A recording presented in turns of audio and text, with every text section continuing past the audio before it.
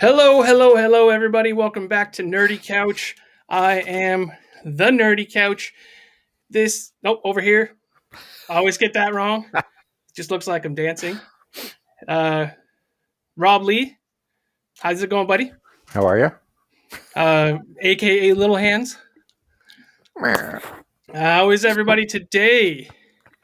If you're catching us live, welcome to the live stream. If you're watching us on the replay, thank you for watching. I hope you enjoy. How is it going, CapN Comics? Anybody who would like to see me on CapN Comics live later on, you can go over to CapN Comics on YouTube, and it's a great show. I'm just going to be hanging out. That will be sometime after this live stream here. So take a look there, go over, sub him, like his content, and hit that notification so that you don't miss anything.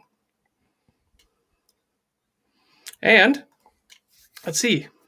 What are we doing today? We are doing Middlewest Issues. You got me. You always have got me saying episodes now. Yeah, Issues, that's my thing. 13, 14, 15. Three for the price of one. So that would be book 3 if you're reading the trade paperbacks, which I've been doing. Hello, Monica. Oh, fancy meeting you in my own home.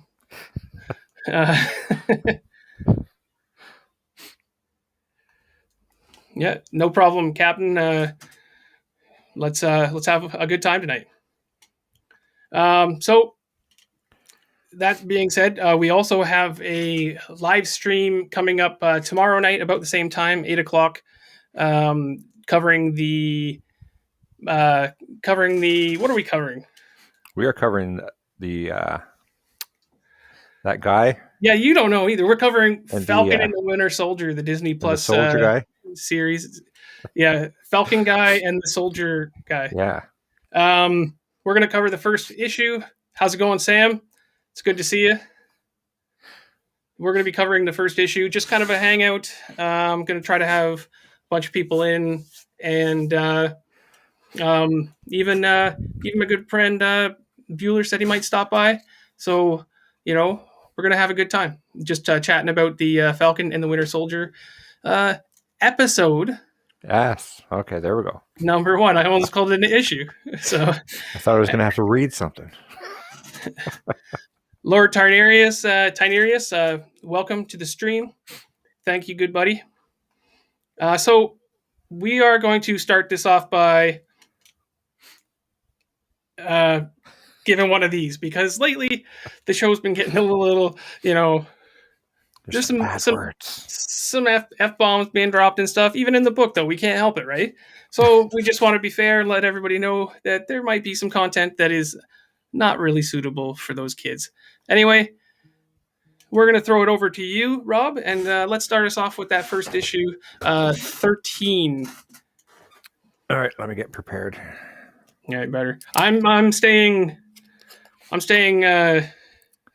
responsible today. Although I will say that earlier I dropped a gummy bear in my water, so it's interesting.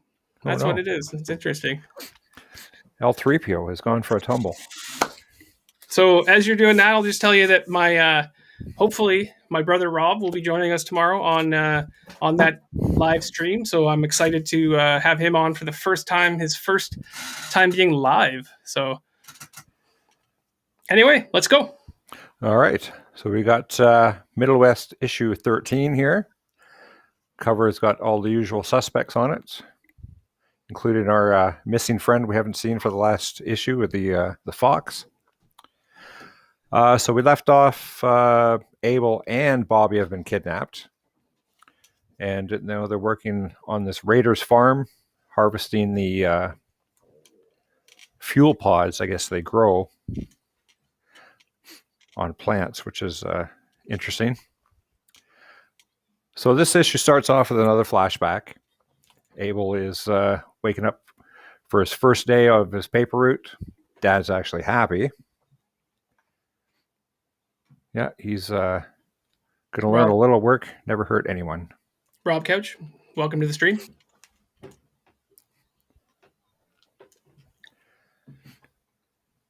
Yeah, so he had a great first day at work, delivering the papers, raining, not bothering him.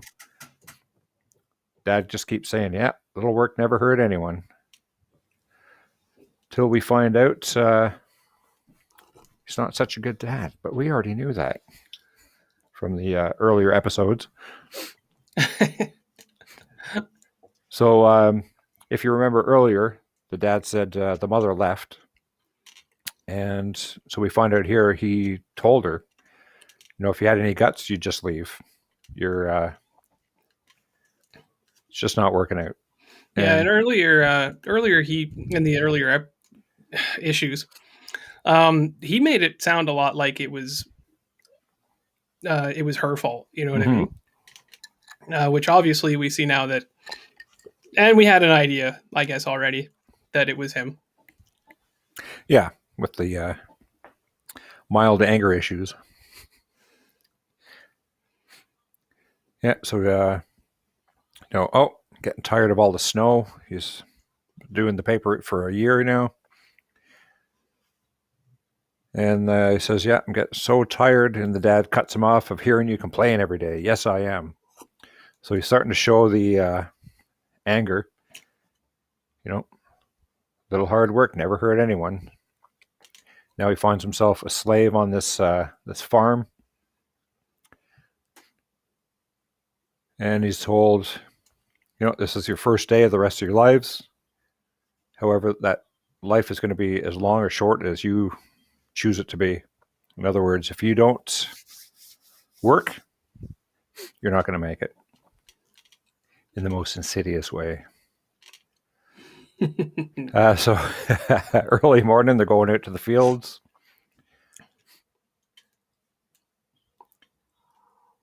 And everyone notices Abel's starting to give up. He's just not happy because he probably knows he can't use his powers because he'll hurt all his new friends. And there's the farm leader guy. Oh, what the hell's his name now? How's it going, Shmaro Cinema? Hope you're doing well. Yeah, so they got their work detail here. And so this little guy here, he's got a question. I thought it was fuel. And his co-worker here, tries to educate him. Well, we don't like that. This is my farm. You think you have something more important to say that other than me? And he shows them what they're going to be doing today. You're not picking the fuel pods. We got to catch these bugs that are eating the fuel. Slugs. Cinder grubs. Tasty. And, if you don't pay attention, if you think your story is more important than mine, you don't pay attention. And you don't know how to handle them, boom, catches a kid on fire. Yeah, this is crazy. So this guy's a badass. Like his own hand is on fire. Yeah. You don't care. Yep. Put him out and get him back in line. Just teaching a lesson. Yeah. You're going to be the example. And he tries to tell him, I don't want to do this, but if you don't give me a choice, I'm going to do it. So there's your crew leaders. You get out there and work. So, of course, you heard the boss. Let's get it. We're in phase 2. We're not harvesting. We're just getting the bugs. You got to collect them, take them back. We're going to squeeze the fuel out of them. Yeah, they say that they had to freeze the slugs. Yeah. Freeze them and stick them in the vacuum. Where is it? There we go.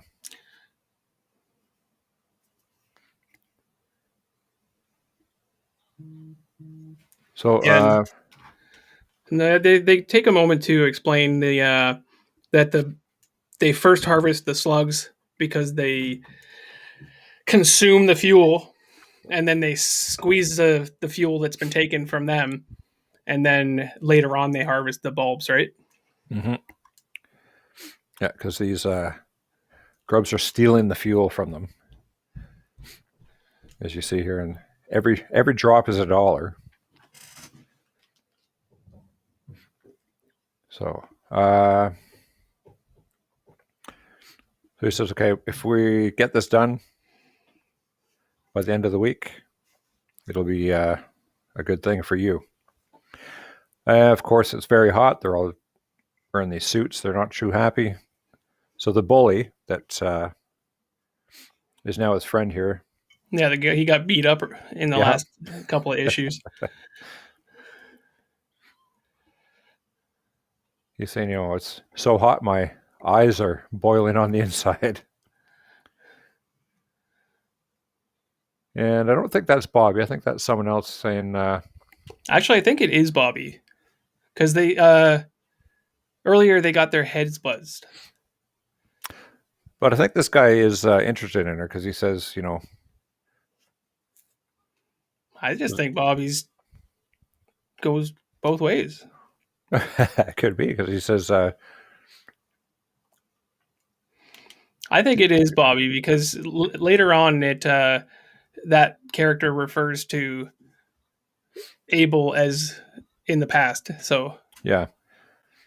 So we get Bobby here. Bobby and Abel are together. She goes, what's your problem? What's my problem? Look around. It's hot. We're slaves. We're doing this job we don't want to do. Life is not fantastic. And she says, where's the fighter that I knew? Yeah. And he says he's lost. Everything and nothing. Everything's gone. This is our life. Just deal with it. And so he explains what happened. Not exactly what happened. He doesn't mention the walk into the woods, but he's saying, Bonerville. I did that's the last. That's the last place he heard his mom was. Mom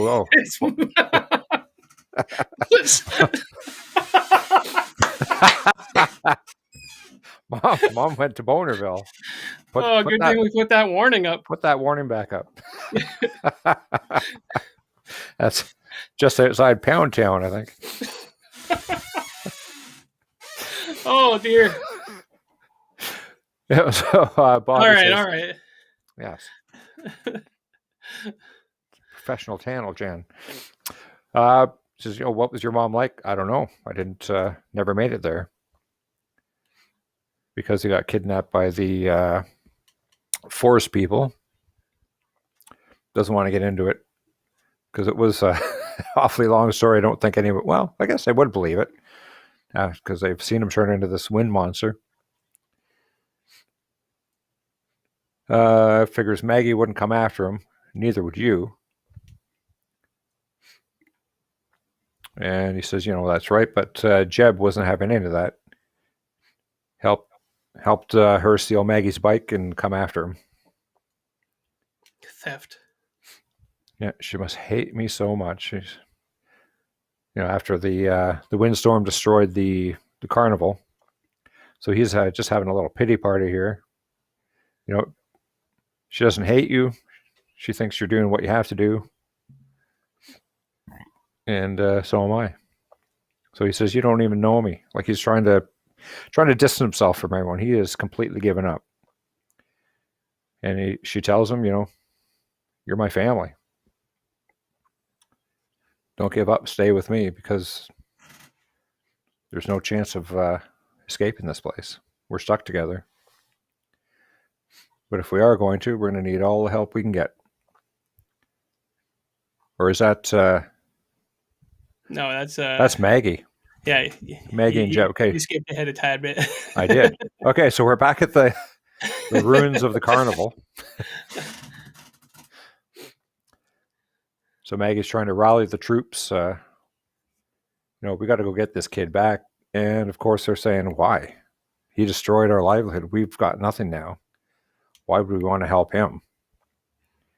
I don't have the right to ask you, but none of you owe me anything. She still asks. Yeah. Looks like she's given up too. And there's our friendly fox. I like him. He's a good boy. Yeah. Or girl, I don't know what he is. So he's got some news, and Maggie's just like, just don't. Just don't.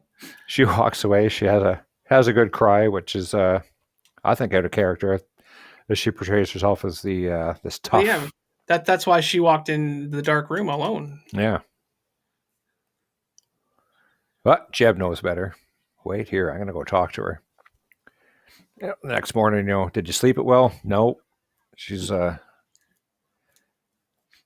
about everything's been lost. All the lives of the people counted on you are ruined. And he says, "Yeah, me too." Monica, the fox's name is just Fox, I believe. Yeah, they just call him Fox. It's very original. It is. I believe that because the crow's name is just Crow. So this is true. She says, "What are we doing here?" And he says, "You know what we're doing." She goes, "Yeah, I know what we're doing, but what are we doing?" And he says, "It's good to know the old wizard from before. We can call him Fred. Of course we can call him Fred. There's Fred. Yeah. Fred's riding Fred. Fred's riding Fred. Fred's riding Fred. Fred's riding Magdalena, Fred. The sorceress or whatever, hasn't lost her riddle speak. So that gives her a bit of a smile. She says, "I'm just saying there's no way that we can do it. We're too old. Nobody's going to help us. We can't storm this farm and win." But our friendly fox says, "Well, you might be in luck because everybody's changed their mind. We are going to help get that kid back. Maggie, you've always stood with us. We're going to stand with you." I want to point something out right there. Go back that panel. Yeah. Velma from Scooby-Doo. Yeah, everybody here, everybody in this panel looks like they could really help, except for her. She's got her big puffy hair and her big sweater and a rake, and everyone else looks like they could do some actual damage. And she's like, "I'll definitely bake some muffins." And now, what does she say? Let's get that. Let's get that. Wow. That B word. She's definitely going to be a support character, though. Yeah, she can help look for clues. That's all I got to say about that. So I don't know what to say except thank you. She's getting all teary-eyed again. Thank you so much. She's touched. She is touched. So they load up the vehicles. Okay, we're going to go, but still, we don't really have a chance to recruit anyone. Yeah, and pretty much saying we've got all is well, but it's not enough, essentially, right? So, Monica, what's the name for the crow? Yeah, you want to give the crow a name? Because currently it's just Crow. If you say Fred again. Anyway. The crow that's Coco the crow. Coco the crow. Says, I'll fly into the towns. I'll see if I can find anyone sympathetic, because this guy's stolen a lot of kids to work on his farm, and everybody knows it. So thank you, Coco. We stopped in every town up and down this route, but you go ahead. We'll catch up with you when we get there. And he says, "Please be careful. They are thick today. A storm's going to come." So anticipation that Abel's dad is hot on their heels. A little bit. That's some fan art there. A little bit of fan art. Yeah. So there you go. That's issue number 13 from book 3. A really good issue. Don't steal my thunder, Rob. Oh, is that you? Yeah, don't steal my thunder. Oh.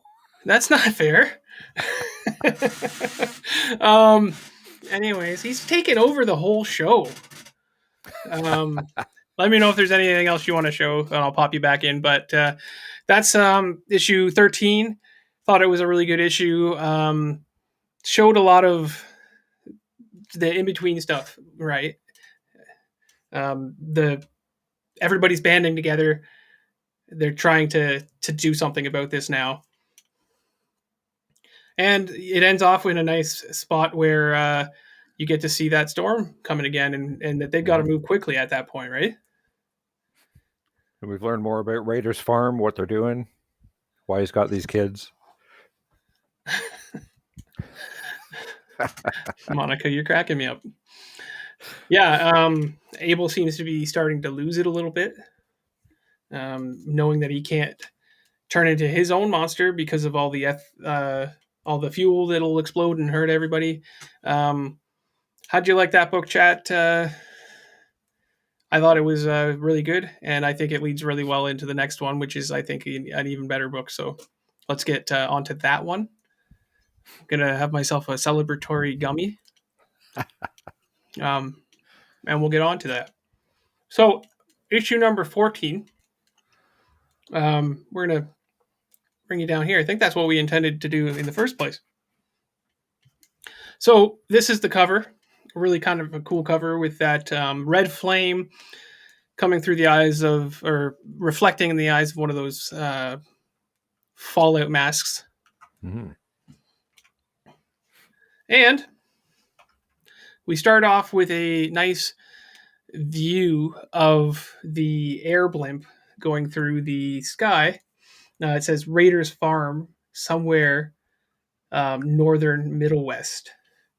It's good job, everyone. And that's how we start this one out.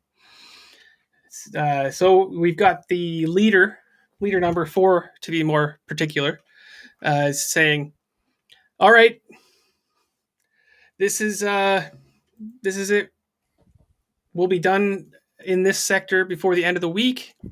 The one fella, can't really tell who it is at the moment, starts to kind of get up in the leader's face, saying, that's good for you. You and the assholes that are running this place, right? And she replies with like, "No, that's good for everybody. If we get done early, then we get some R&R time, some rest and relaxation." And she says, "If you guys want to stay out here, if you love the heat that much in those suits, then take your time," pretty much. And he replies with, "Whatever." So they're working away. And what do we get? We get the guy in the Fallout suit going, "Okay, everybody, that's enough for today. Bring it in. Bring it in." Do you need help, Bobby? As she's climbing up the, Abel says, as she climbs up the tanker there, which it seems like they're unloading the fuel into. And the guard says, what does the guard say? The guard's kind of rushing them along and stuff like that. And then he makes a joke saying, "Should we get another ladder on top of that ladder?" Because she's so short, and she's offended by that because that's what people do. They get offended nowadays, at least. Mm-hmm. She's like, "You make another short joke like that essay, and I'm gonna do something about it." So he's kind of pushing back and stuff like that. She slips, and he goes, "Watch out!" Catches her, but not before some of that fuel slips out and on top of him. And he's like, "Oh no! Oh dear! What will happen to me?" Those pink flames engulf him. The kid's staring at him. He looks like he's dancing. But he's not dancing. He's burning up. Kids are all just kind of shocked. He's screaming, "Ah!" Kids are running around. Abel is like, where are you all going? We need to help this guy. All the other kids are like, no, that ain't happening, right? Abel starts to freak out and do what he does, and that smoke or fog starts to engulf him again, as the man is still burning. And what's her name again? Bobby says, Abel, you can't do that. With all the fuel around, you'll blow us all up. Right? Rob says he's mutating. Yeah, into fire. Anyway, Abel's like, he's going to die. I have to do something. She reminds him that if he does, we'll all burn. If you do something, if you change, we'll all burn. And he goes, okay. And I get that. And he calms down, which at this point tells me that he's starting to gain control over it. Yeah, you can tell it's later on in the season too, because now they're harvesting the bulbs now. The pods, yeah. Yeah. So realizing he's still got to do something, he runs over and he grabs the extinguisher, which I'm not really certain if this was just a like the kid didn't know much or anything, but earlier in the earlier issues, he stated that you literally can't put this stuff out. Now we're seeing that you can put it out, because he grabs it and he shoots it at the fire, at the same time telling Bobby to jump, and she jumps out of the way, and he manages to put the fire out and pretty much saves the guy's life. Even the guy himself says, "You just saved me." The other, what do you call them? They're like the head people, the guards, I guess. Yep, they weren't even going to help him. They weren't going to help him either. It's not worth it to them and stuff, but Abel bravely did so. Says, okay, that's enough excitement for today. Everybody back in the trucks now, right? And they're like, pick this guy up, get him to the dock, get all these guys back, all these kids back in for some dinner, and let's call it a night, right? Gotcha, boss. So they're back at the inside in their what looks like their dormitory, or their, I'm going to call it their dormitory. Abel's taking off his shirt. The bully guy says, how did you do that? All right. They're trying to discuss what happened out there. Obviously, they had noticed this fog and stuff coming from Abel, right? He's like, it's okay, man. It's fine. I got it from my dad. He gets angry a lot, and yeah, that's where I got it, and it's just trying to live with it, right? And then he was like, he hit you, which I have proof he hit him. Mm-hmm. All right, he goes, yeah. He goes, bully goes, yeah, came up in a similar background and stuff, kind of making small talk about how they all kind of grew up in abusive households. They have a little discussion about whether they have a little discussion about how they got off on a rough start.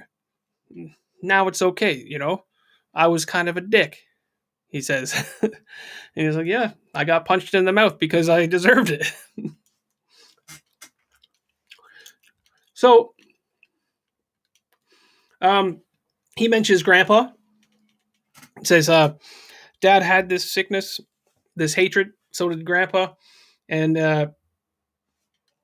can't ever remember her name. Bobby? Bobby, yeah. She's like, you never told me about your grandpa, and he's like, I didn't really know him. I've only met him once until recently, and it wasn't a great experience. Says it was, yeah, he was pretty terrible to my dad.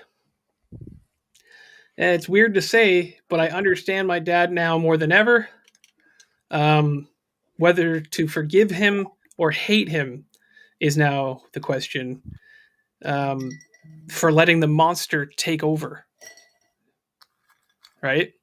He's like, he's confused now whether to understand his dad or to just keep hating him. Right? So that's might be a turning point in the whole that might be a turning point in his whole thought process towards his dad. Right? Says but then what does that say about me? You saw it when what I did to the people in the village or at the fair, right? Says I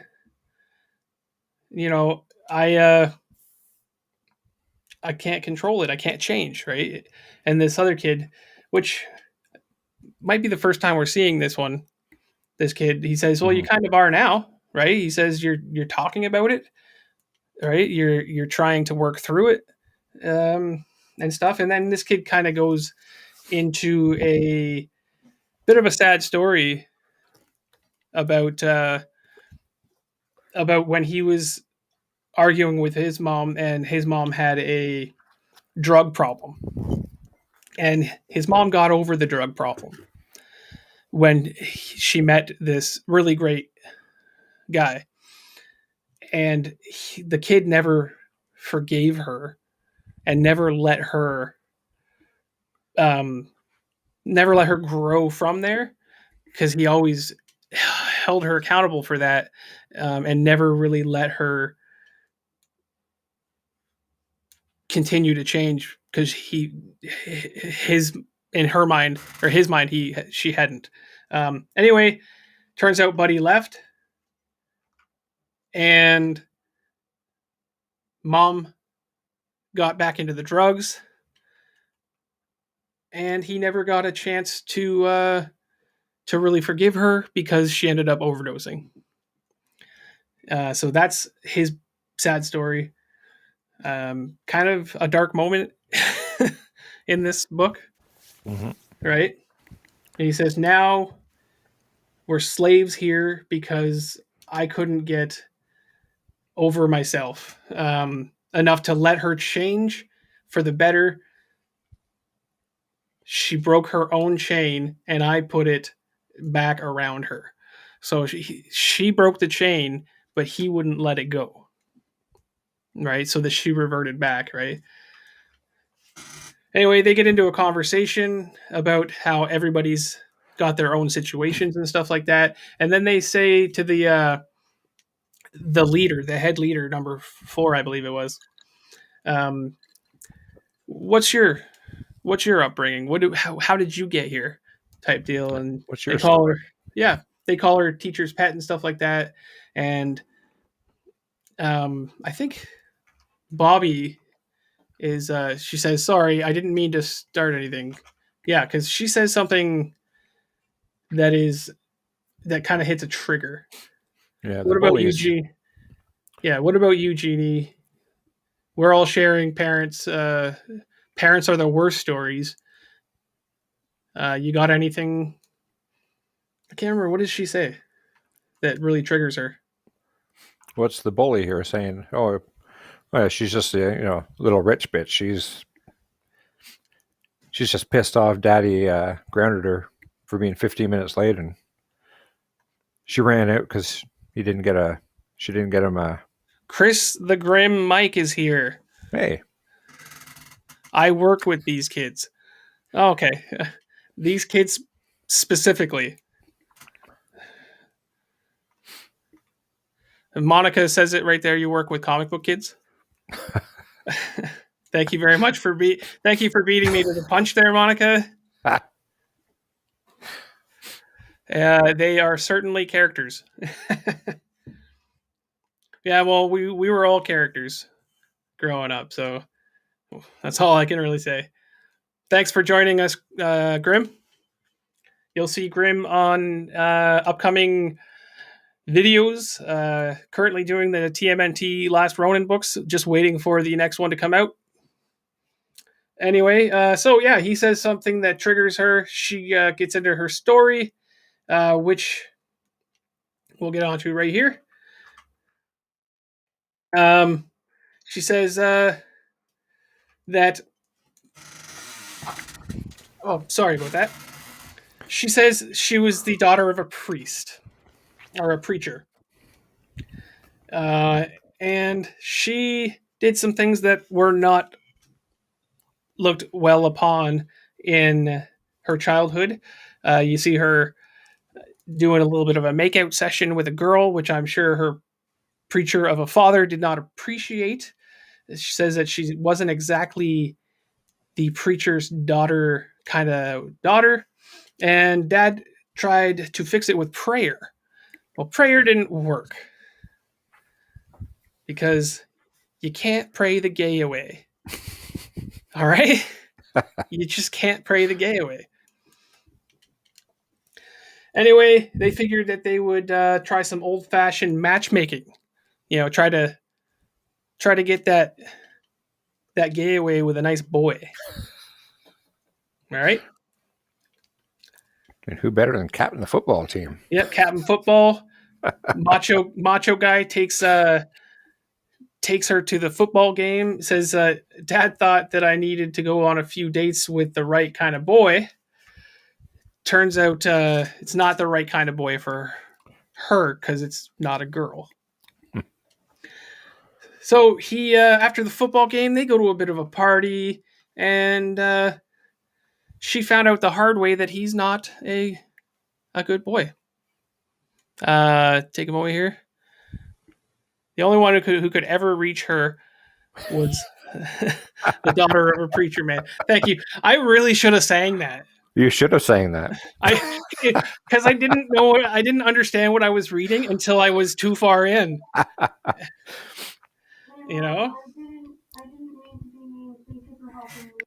Anyway, she finds out the hard way that he ain't a good boy.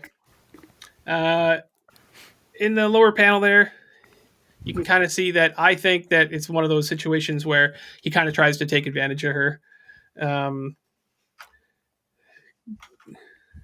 And like you can see this girl here, she seems to be fine, and then all of a sudden she's terrified at what she's looking at in the window. And then, unfortunately, she didn't agree with the matchmaking, and it looks like she beat the crap out of him with a baseball bat. I mean, good girl. Right? So that didn't fly with Pops, the preacher man. Well, it's not the preacher man. There we go. So she didn't even go home after that. She just walked away from her life, and they pretty much Bob's your uncle. She got picked up by the farm, and she's been there ever since. She got snatched up. She got brought here. Some weird looking kid goes, "Dang, man, I'm so sorry. I didn't know that." That's Bobby Hill. Yep. Son. Boy ain't right. She says, "Don't worry about it. It's all messed up. We're all messed up."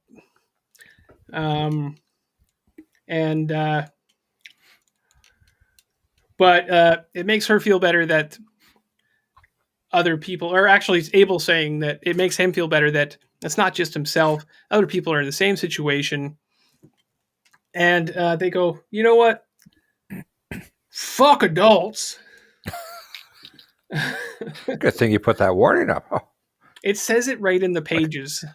Like I'm clearly just reading the word bubbles. Okay, that makes it okay. They ain't done nothing but land us here. So I say, fuck them. And then everybody raises a glass. And they go, Fuck up. fuck them! I didn't want to scream that too loud. No. Anyway,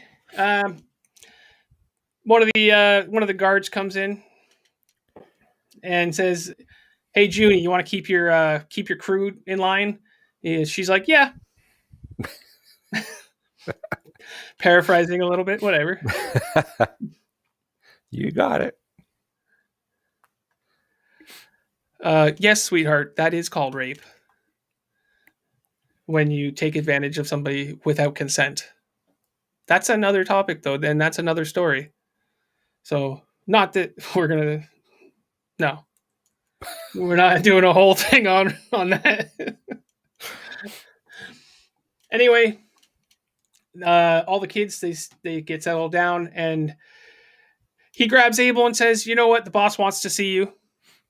Why? Why does he want to see me? No idea. No idea. Just get your ass over here. We're going to see the boss. Bobby goes, "Wait, you can't take him." Number 4, can't remember her name. Junie says, "Don't worry, Bobby. If Raider wants to talk to him in his office, he will be fine for now. Just trust me." Right? My kids are traumatized. I'm not certain about the context on that. Like, just in general? I don't know. So, give me some context about that, Grim. Anyway, can't take him. Takes him to the office. About halfway there, they see that man that Abel had saved. Says, "Thanks a lot. You did me solid, bro." Said, "Mr. Raider, we got that boy you asked for. Bring him in." Says, "Thank you, Abel, for waiting outside. Abel, you go on and have a seat, all right?"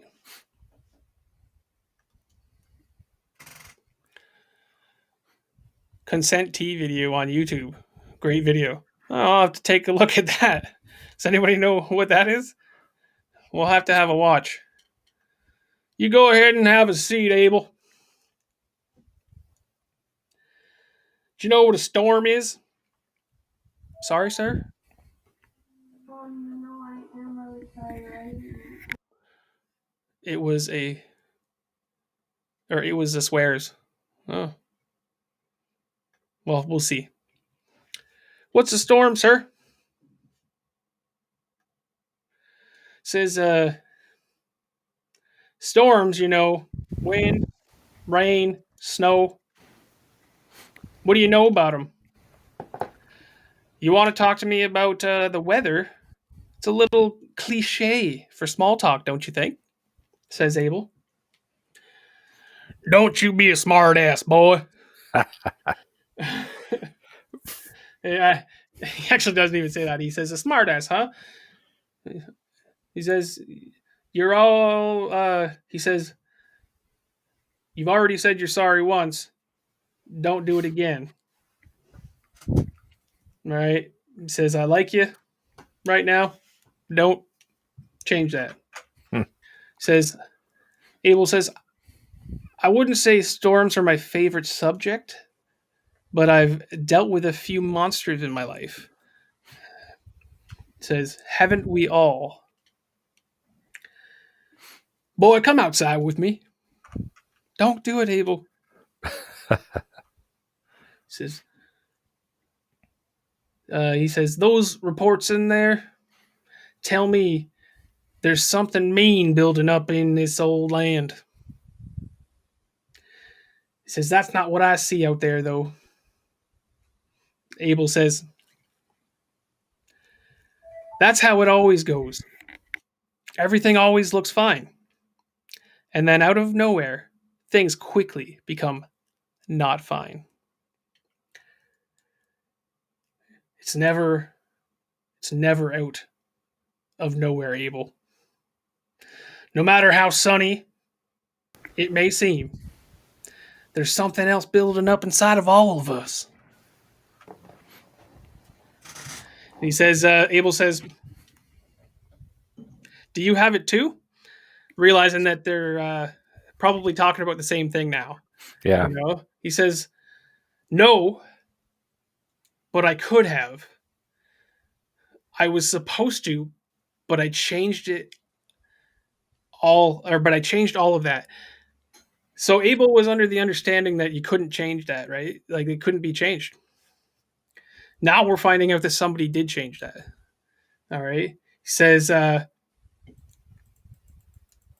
see some of that in you. In fact, I see a lot of me in you. And he says, I'm nothing like you.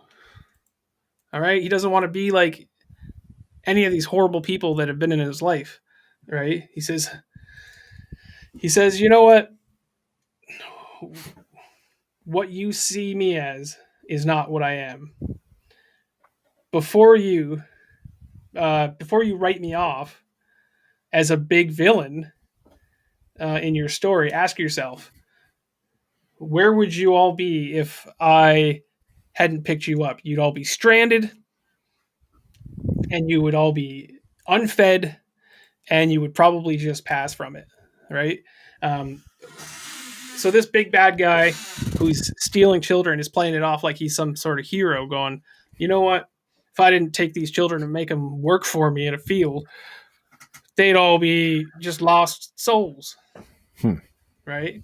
And he says, where would y'all be? He goes, I don't know. And that's when he goes, you know what? I'm doing y'all a favor by stealing y'all up. All right. He says, you'd be lost, but now you're here and you're fed and you've got a roof over your head, and that was more difficult to say than I wanted it to be. He says, I don't, he says, stop fighting pretty much against what you don't want to be.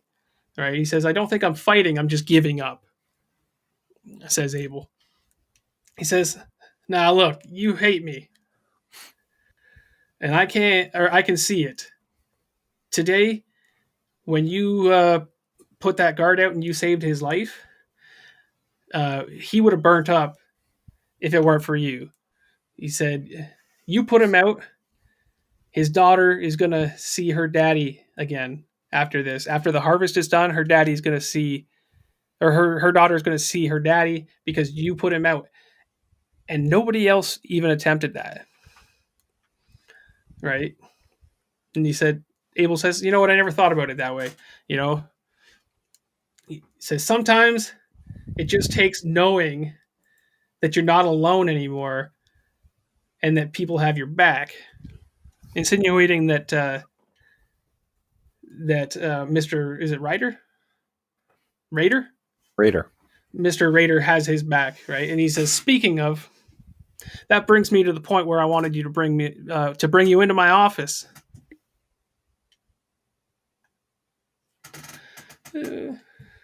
I'd be at a spa or a pool.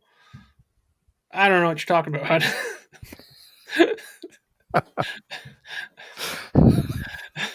Again, because of the delay, probably commenting on something from a couple minutes ago. It just doesn't make sense at this particular moment. But thank you for your comment. He says, one of my group leaders is being promoted, and I'm going to need someone to take his place as a lead hand out in the fields. He says, I want that to be you. And he says, is that something you'd like, boy?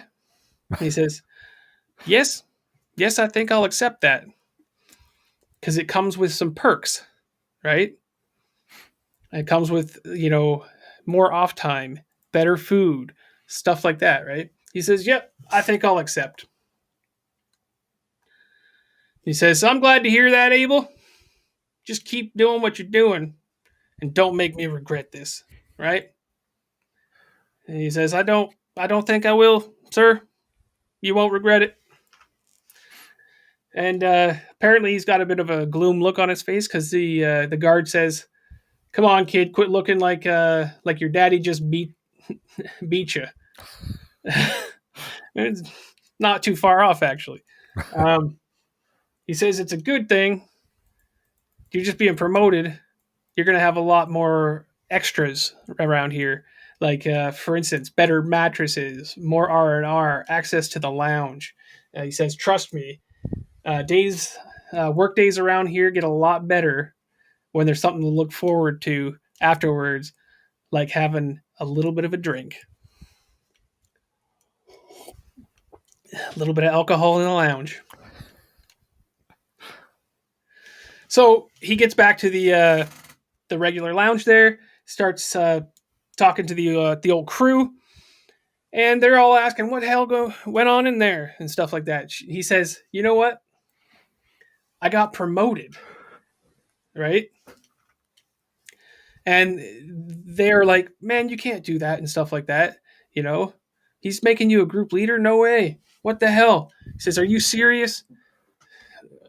Like, how can you do this? And he goes, yeah, I have to do this. All right. And then it ends off with the panel that says, because that's how we are all getting the fuck out of here. So he's got a plan up in that head of his. He's going to use this, the power of this new position somehow to get them out of there. Or at least that's the plan.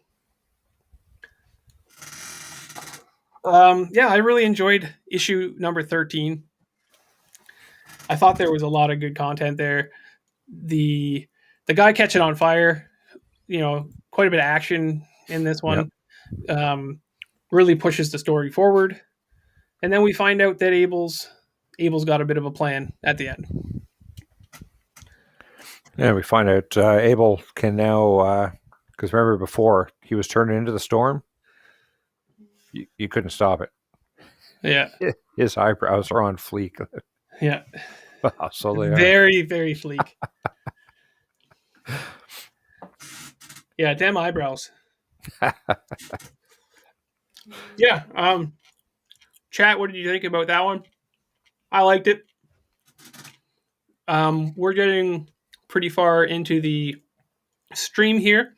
Taking a little bit longer than I expected. So let's get right into that next one. Rob, we're going to take it away on your half here. All right. Let's take it away. This minute, which one are we on? Oh, shoot. What did I just do? Hey, I don't mind. A little bit of Star Wars there. You didn't know that Abel went and hung out with Luke and Leia. Yeah. That's the surprise. He's the other Skywalker. Yeah, Grim, these books are good. I've got most of the trade paperbacks as well if you want to take a look at them. I think Rob's got one of them right now. I hope that one's going well for you, Rob. Rob Couch, not Rob Lee. All right, so Abel goes and he gets abducted, and they go to the Death Star. All right, here we go. Rob, quit showing the ladies. What are we on? 15. Rob's always showing the ladies. There we go. Oh, these ads. Yeah, Grim, I think the artwork is just fantastic in these in this book here. Yeah, so the cover we've got Maggie, Jeb, Coco, Fred, and Wrench the robot. Wrench. And there's something that happens to Wrench in this that I am just delighted about. And we'll get into that in a minute. Not sure what's going on here, but I'm sure we'll find out. So they're all the rescuers are on their way. They've loaded up their buses, their cars, their trucks, everything. They're heading out. And so we get into a conversation with Wrench here. Says the rain hasn't stopped for weeks. I'm starting to get rusty. Right out of Star Wars there. Yep. Yeah, just tell me about it. My whole skin feels like it's gonna start tearing off like a paper towel. And our robot friend says, with my advanced head's receptors, I don't think I want to see that. So obviously, Wrench has got some upgrades since we last saw him when he got his head torn off and replaced with one of the carnival ride heads, which was Dan's favorite. I am super glad that his head is. I could not handle that last head. Now that his head is been replaced, I can handle him now. He's now back to being one of my favorite characters in this book. And obviously now he's got some upgrades he can use. Yeah, so Wrench says, sometimes I forget how fragile you fleshy types are, like Bobby always said, and then he trails off, obviously missing his creator. So Jed says, she's going to be okay, Wrench. Never met anybody more capable than Bobby. And that's true. She's a resourceful little thing. Abel, on the other hand, wow. And looks like they have to screech the brakes on here. Something's going on. What happened? Well, the rain happened. And Jed looks at it and says, oh no, the bridge. The bridge is gone. So how are we going to get across this lake or ocean or whatever it is here? It says, Maggie comes out, yeah, I knew the storm would be bad, but not like this. So I'm wondering, is this the father's wrath coming after, like, where's my son? This is like a byproduct of it. I think that's how I took it. Yeah. There's a few other bridges, but it'll take us days to get to them. That's says the fox. And Maggie says, oh, you're right, but we're not giving up yet. Because here comes the crow, he says, after Coco, after traveling over half the world. Found a few more friends. So now they've got quite the army to go after Raider here, get those kids back. Hello, old friend, says Jed.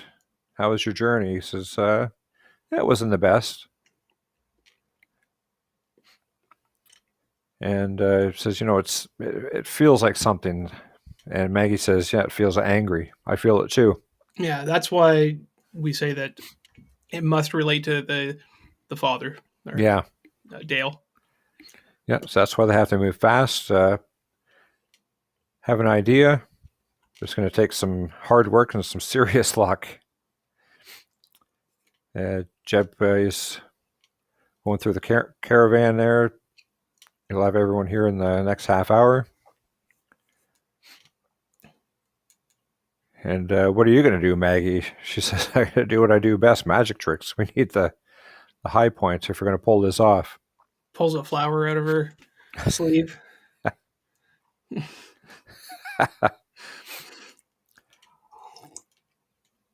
So, we don't have much time. If we're going to survive this, we're going to need everybody's help. And right now we have boats to make.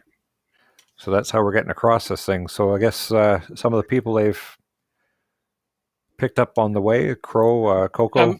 A moose and a bear? A moose and a bear. Is that the same bear from earlier? I don't think so. I don't think so either. That might be Godzilla versus Kong. I'm not sure. So we've got all this rope, wire, piping, barrels, and wood. We got as much as we could find. And the shipbuilders are going to teach us how to put them together. So they really got some good people gathered up. So they're going to turn what we have into what we need. So we've got some, looks like rafts with their trucks, and I guess that's Wrench picking up a truck, putting it on one of the boats. And this guy here, I guess he's one of the leaders of the towns. Says, we're determined for sure. We get it. The raider outfit, they put their boots on our neck, bought all the land north of us. Bear's got a name now. Oh. So Barry the shipbuilder. Barry the shipbuilding bear. his buddy here. Raider bought all the land north of us, took everything we had. We're going to help you out. I hate to ask, but don't want to crush your spirits, but how you reckon you're going to propel these? Just trucks on barges. Well, yeah, because of the strong current. Yeah, there's a current, and can't exactly you don't have any motors to go in the water. So Jeb says, "Oh, well, is old Mick still around?" So I guess we're going to find out that we're going to see Mick in the morning because he's better in the mornings. So there's something going on with this Mick guy. He's still around in a manner of speaking, mm-hmm. is what he says. So they're going to get the barge to the shoreline, and you go and find Nick. So we got another hut here. A lot of houses on stilts in this book. So he says, how long has he been this way? So we could see this must be Mick here. He's looks like he's a little bit out of it. He's been like this a few years now. And they've finally got a new river master, but it's just not the same. And so Maggie says, is he still in there? So as we saw from before, Maggie and Abel, she can get into your head, pull out some memories. So I think she's going to pull that little trick here. So he says, the doc says he's just a empty shell. He's not even there anymore. So Maggie says, I'd like to make that happen. And so everybody says, what are they doing up in Mick's shack? Mick is... they see the light coming from that, from the house. So they're like, hey, what is going on? Mick isn't Mick anymore. What are they doing? So the sheriff guy here says, I don't understand what you're going to do with him. And Maggie says he's one of the oldest river masters in Middlewest, and we really need the river's help. So they've got him. Wrench has him. They're on one of the barges. Maggie goes into her language here. And Mick's back. A big conversation. She's now in his head. Yeah. So you say, howdy, miss. You looking for some help across the river? Yes, Mick, we are. He says, yeah.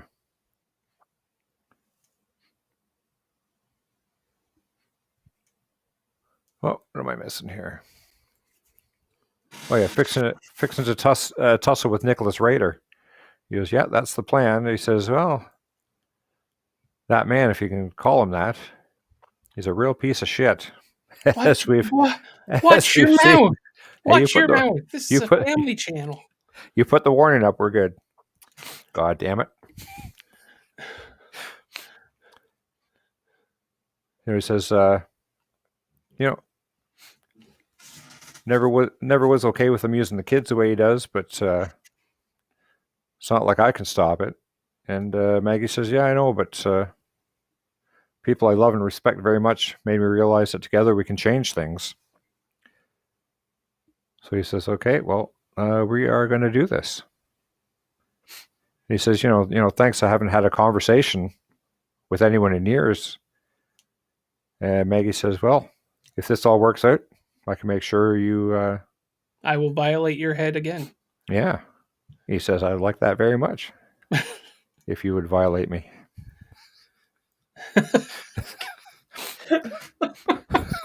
So... Oh, yeah, fishing. Yeah, that's what he does in his head. I'm talking about fishing. Dan, where are you going with that? What's in those gummies? The right kind of gummies.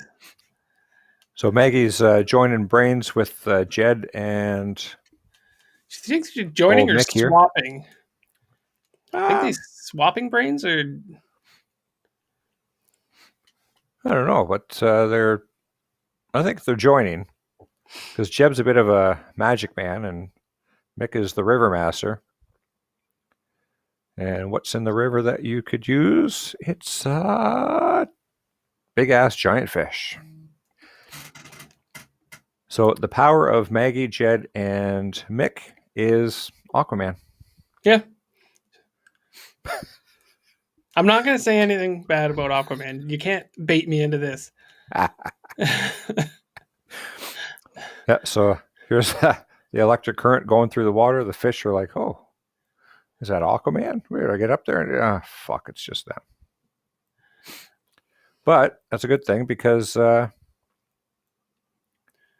they got their propellant. Yes, the propellant. Hey, everybody, it's time to go. We're latch onto these fish. Let's just hope that Abel and Bobby have found a way to stay alive. Yeah, just to go back to that panel 1 second. Yep. Just want to point out that the sheriff there, or whoever he is and stuff, they're staying behind. On account of when all is said and done, they're going to need people to tend to the wounded or feed people or whatever when all is said and done. So that's the premise behind that.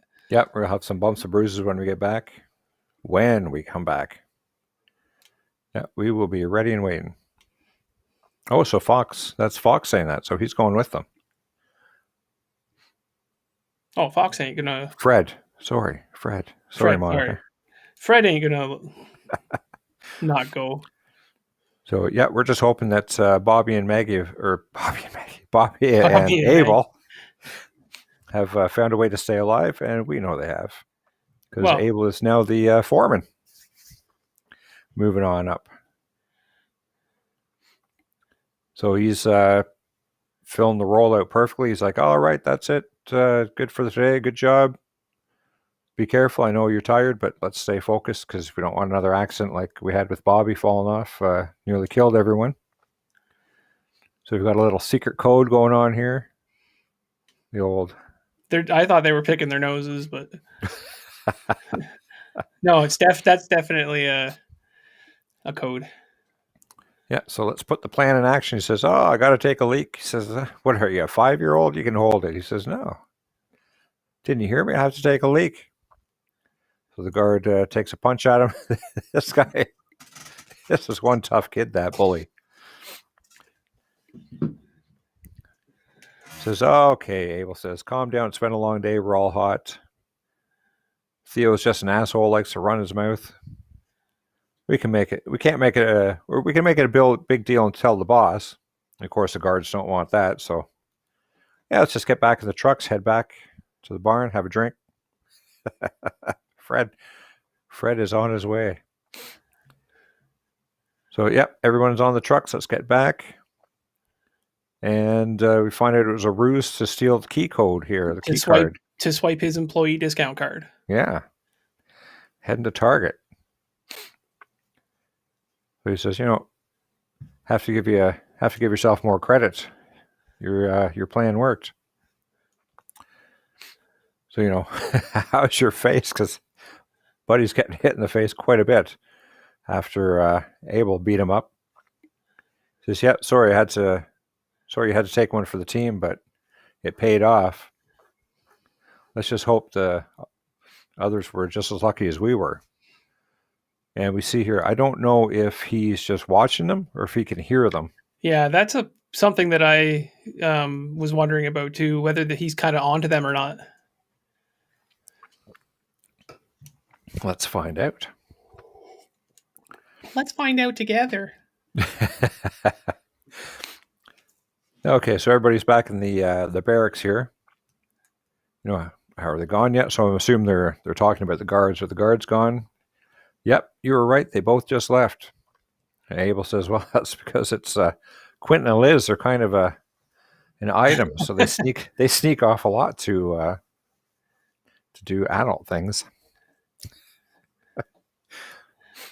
So we probably got about 10 minutes. Kids don't know. It only takes 2. And he says, "Yeah, I wouldn't mind a quickie." And Bobby says, "Just stop. That's gross. And would you please stop hitting me in the head?" This poor guy. The bully has become the punching bag. So there's Abel. He says, because all of you putting your butts on the line, we almost have everything we need. We've got a walkie-talkie. We've got the discount code. We've got looks like a map, a ruler, because rulers are very important. All we're missing now is Junie. And nobody's seen her today, so wonder if, what's his name, is onto them and trying to keep them separated. Well, without her, we're all fucked, because here comes the guard. They're finished now. You have no idea how much trouble we're about to give those mother effers. Yeah. Censor it now. Well, I didn't want to say the big baddie. So we find out Junie is... she has stolen one of the outfits. She is in place of one of the guards, and they are...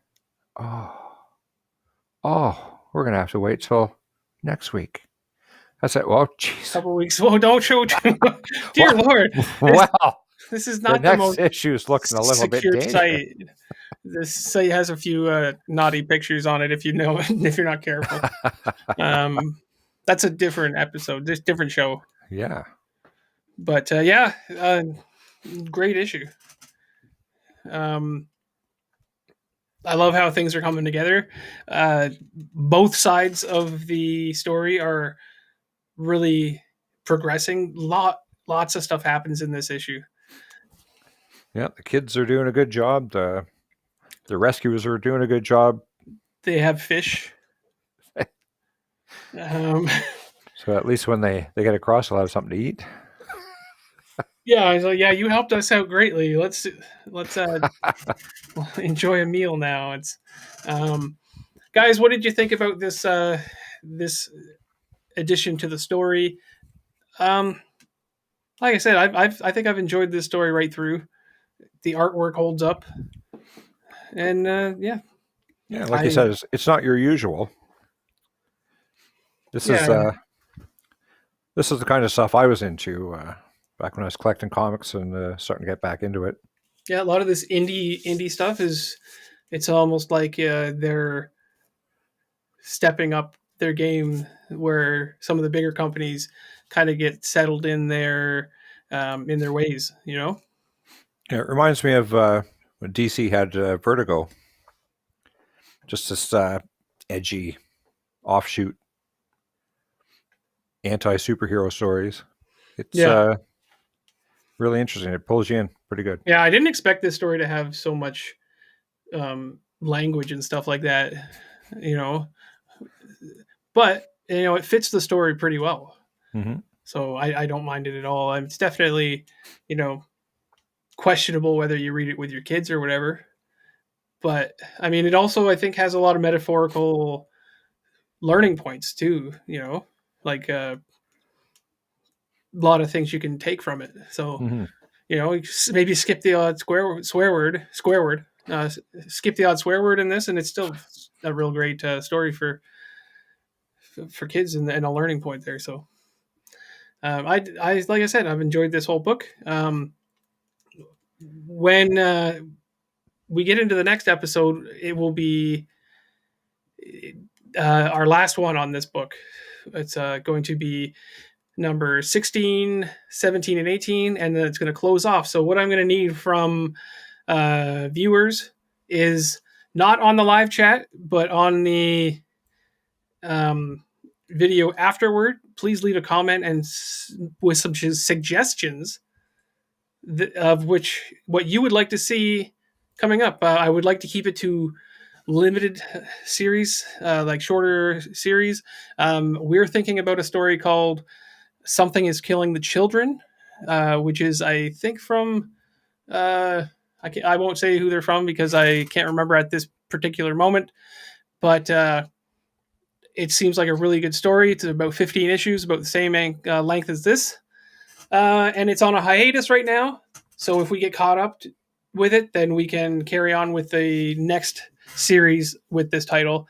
So if nobody suggests anything, or if we're not real like on agreements and stuff, then we will probably go ahead with those books, or we'll maybe suggest in the next video maybe some other short ones that we wouldn't mind doing. Yeah, like but Batman. your input is not Batman.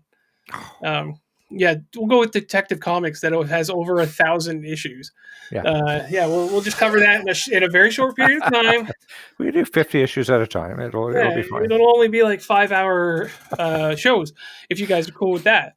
It's Batman. Of course they are. Yeah, like I'd like to do something like Spawn or something like that, but I don't want to cover 300 issues before we get caught up. 300 and some on issues. So shorter series would be great. Your opinion means a lot to us, because the show wouldn't be anything without you guys. We really appreciate you guys, both on the live chat and on the replay. You guys are just as important. So give us your input, and we will try to take that into consideration. Now, we're going to close it up here in a few minutes, but I want to remind you guys that we have a Falcon and the Winter Soldier live video coming out tomorrow about 8 o'clock. And that's going to have hopefully a number of people on it. Me and Lee will be there definitely. You might see Grim there for a little bit, although he is quite busy tomorrow, so not sure we'll have him for the whole episode. So far, Comics with Bueller he has said that he's okay to come on. I'm not sure how long he'll stay, but it'll be nice to see him. I've got my brother coming on. Hopefully he can stay for a long time. We'll have some Robception going on. And then maybe a few other people will pop in even for just a short while. So we'll get that done and have a lot of fun talking about Falcon and the Winter Soldier episode 1 for the Disney Plus series. And also, if you guys feel so inclined, I will be, after this stream, going over to CapN Comics on YouTube, and I will be spending some time there on his channel. For the first time, I will be on someone else's channel, so I'm pretty excited. It's just kind of a hangout session where we'll be talking about some comic book stuff, and hopefully I don't make a fool of myself.